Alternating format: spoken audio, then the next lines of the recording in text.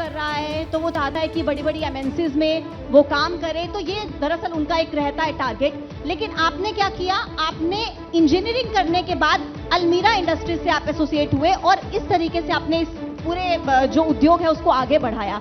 कैसा आपका सफर रहा? बहुत बहुत धन्यवाद।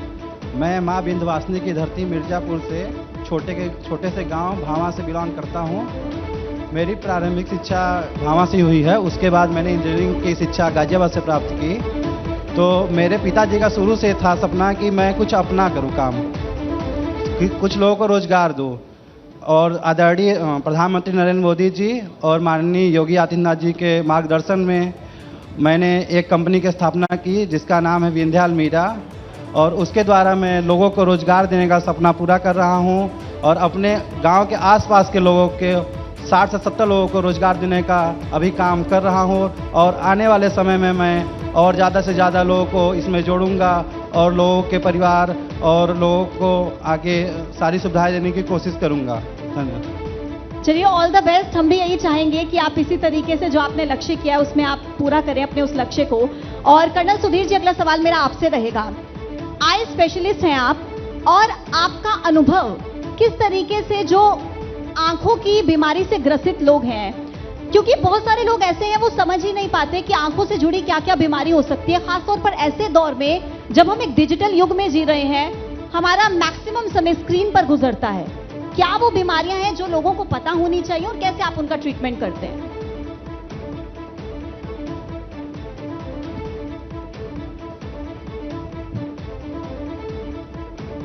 शुक्रिया मुझे एबीपी गंगा लाइव पे आमंत्रित करने के लिए। सर, माइक थोड़ा सा ऊपर कर लीजिए, आपकी आवाज बुलंद आएगी।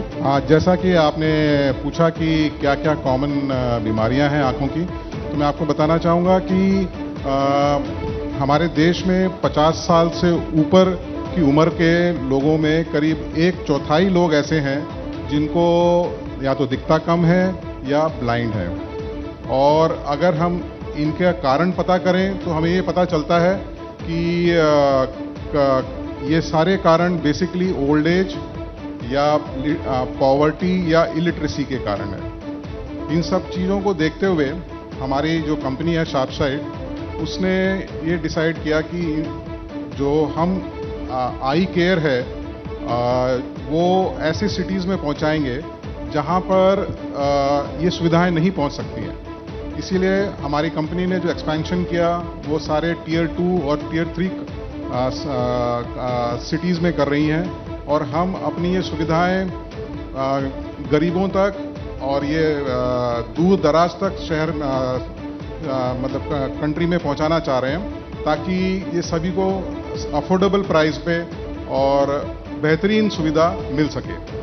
एंड जो आज की डेट पे, जैसा कि आपने बताया कि डिजिटल मीडिया के कारण हर आदमी अभी या तो अपना मोबाइल या लैपटॉप या इनको इस्तेमाल करता है, तो इनसे बेसिकली इंसान को थोड़ा आंखों में थकावट और रूखापन होने के चांसेस ज़्यादा होते हैं।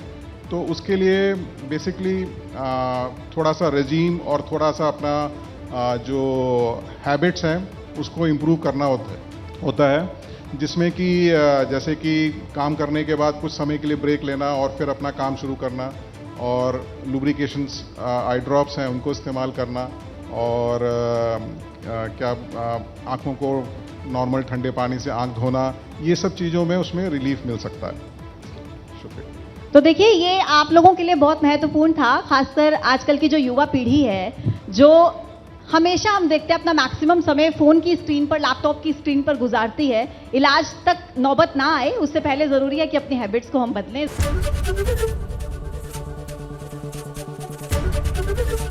एबीपी गंगा, खबर आपकी, जुबान आपकी।